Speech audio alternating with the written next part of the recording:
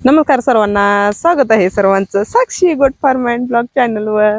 हे बघा, गवत छान आलंय ना. ह्याला काय काय केलंय माहित आहे का? मेहनत आधी भांगलून घेतलं, त्याच्यानंतर बैलानं आहे ना आतनं नांगराची 2-2 तास फिरवून घेतली आणि पाणी जायला व्यवस्थित केलं. शेणखत घातलंय, भरपूर शेणखत घातलंय आणि त्यामुळं हे बघा गवत छान आलंय, मस्त आलंय की नाही. हे बघा, आणि त्याच्यानंतर आपण ही 4 सार्ट मक्का लावल्या. ह्यात लावायचं होतं मेथी घास, पण आपले एक दादा म्हणलं की मेथी घास लावू नका, पावसाळ्यात मेथी घास कुजू शकते आणि त्यामुळं हे मक्काचं किंवा कडवळाचं एखादं पीक काढा. तर चला म्हणलं आपण मक्काच लावूया, म्हणजे शेळ्यांना येत्यानं.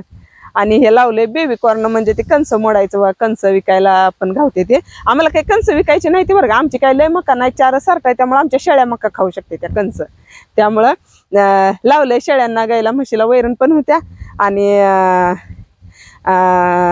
आपल्याला दसऱ्यानंतर लावायचंय मेथी घास, एवढंच लावायचं आहे बरं का. 1 2 3 4 5 आणि 6 सार्ट्या आहे.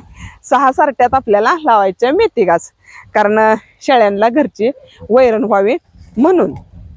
आता झाले पूर्ण संध्याकाळ होत आल्या, जवळजवळ झाल्या संध्याकाळ 6-6:30 वाजले आणि मी आल्या भांगलायला, भांगलून काढले हो का. आणि मी आता म्हणजे थांबवले, दिवस मावळायला गेलाय म्हणून म्हणलं चला बास करूया आता जाऊन, आणि घरी काहीतरी जनावरांचं बघायला पाहिजे. आणि आपल्याला एक आपल्या दादासाहेबांनी कमेंट केल्या की शेळ्यांवरच व्हिडिओ बनवा. दादासाहेब, तुम्हाला काय सांगायचं कसं आहे माहिती आहे का, पूर्णपणे शेळ्या मी व्हिडिओ दाखवून बघितले त्या, पण शेळ्या जास्त आजारी पडायला लागल्या. आणि मी व्हिडिओ न काढता पण बघितलं, तर शेळ्यांचं आजारी पडायचं प्रमाण थोडं कमी वाटायला लागले. त्यामुळे मी जास्त शेळ्या दाखवायचं कमी केलंय आणि व्हिडिओ बिना शेळ्याचं बनवते. तुम्हाला जर म्हणजे काय असं, म्हणजे मला जेवढी माहिती आहे ना तेवढं सांगत्या, पण रोज असं म्हणजे पूर्ण शेळ्यांवर व्हिडिओ मी बनवायचं बंद केलंय. आणि शेळ्यात काही इतकी काही अडचण नसते बरं का. तो आपण 2-3 वर्ष जर शेळ्या सांभाळलं ना, आपल्याला पूर्ण त्यातला अनुभव येऊन जातो. फक्त त्यात पूर्णपणे उतरावं लागतं, पूर्ण आपल्याला अनुभव येतो. आणि मनापासून कुठलं पण काम केलं तर एकदम छान असतंय. आणि आपल्याला एका दादासाहेबांची कमेंट आली की त्यांच्या शेळीला कुत्रा चावलाय आणि काय करायचं. काय होतं माहिती आहे का, चावते ती कुत्री, पण त्याला ते जर डॉक्टरांकडे इंजेक्शन घेतली ना, त्याला दुसरं काय करावं लागत नाही. फक्त इंजेक्शनचा कोर्स करायचा आणि त्याच्यानंतर घरगुती औषधं असते ते बरं का. म्हणजे ह्याची औषधं देणारी आयुर्वेदिक औषधं पण घरगुती मिळते ती, आणि ती पण शेळ्यांना दिलं तर चालतं. आणि शक्यतो तर आपण डॉक्टरांकडे इंजेक्शनच घ्यायची. त्यांनी डॉक्टरांकडचा पूर्ण कोर्स केलाय, त्यामुळे तुम्हाला काही टेन्शन घ्यायची गरज नाही. आणि काय नाही, एवढं शेळीला इतकं काय होणार नाही. इंजेक्शन जर तुम्ही दिली असली ना, काही सुद्धा होत नाही, इतकं काय घाबरायचं नाही, आहे ना. तर असू द्या.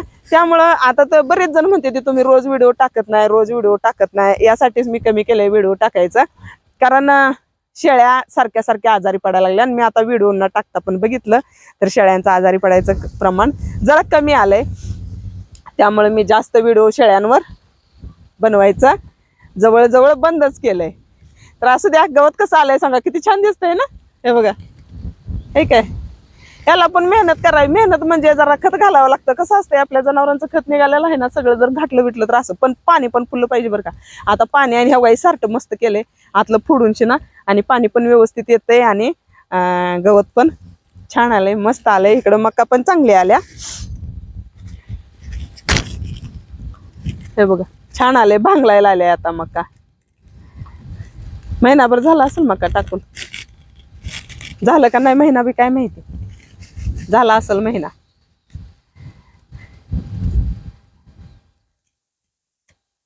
हा, छान आलंय गवत. एवढंच आहे बरं का रान आमचं. आता तुम्ही लय जण म्हणते रान किती आहे. हो, ही गवताचं 8-9 वळी आहे त्या, आणि 6 सार्ट मक्याचं आहे. एवढं रान आहे आम्हाला. तर एवढ्याच रानात आम्ही शेळ्या वेळा सांभाळत असतो, आणि एवढ्या रानात मस्त मध्ये आहे बरं का. असू द्या, एवढं तर हा एकेकाला काहीच नसतं आहे ना, त्याने काय करते ती, त्याने पण जगते तीच की. तर असू द्या, आपल्याला एवढंच आहे. आणि आता जायचंय घरी. शेळ्यांना द्राक्षाचा पाला टाकून आल्या, आता जाऊन थोडीशी वाळली वैरण घालायची आहे. पण आहे ना सगळ्यांना सांगते, शेळ्यांसाठी ज्वारीचा कडबा घेऊन ठेवा बरं का. ज्वारीचा कडबा जर भेटला नसला तर मग ज्वारीचे कुट्टी मिळते एकदम बारीक. आमच्या शेळ्यांना आणल्या, बघितल्या अगोदरचे व्हिडिओ, आणि लय छान खाते ती. शेळ्या पाणी पिते त्या, आणि जसं हवा पडल, जसं पाऊस पडल ना, तसं तर लय म्हणजे लयच भारी खाते ती शेळ्या. त्यामुळं कटर केलेला कडबा घ्या. आम्ही घेतलेला कडबा शुभ्र पांढरा आहे, एकदम छान आहे. शेळ्या पण मस्त खात्या, त्या गाई म्हैस पण चांगल्या खात्या, आणि बारक्या पिल्लांसाठी तर एकदम छान आहे. त्यामुळं पांढरा शुभ्र असलेला कडबा शाळवाचा घेऊन ठेवा.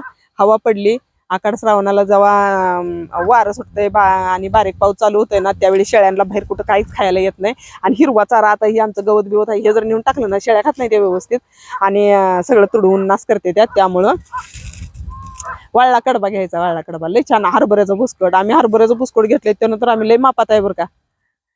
हरभऱ्याचं भुसकट पण लय छान खाते त्या शेळ्या, आणि कडबा पण छान खाते त्या.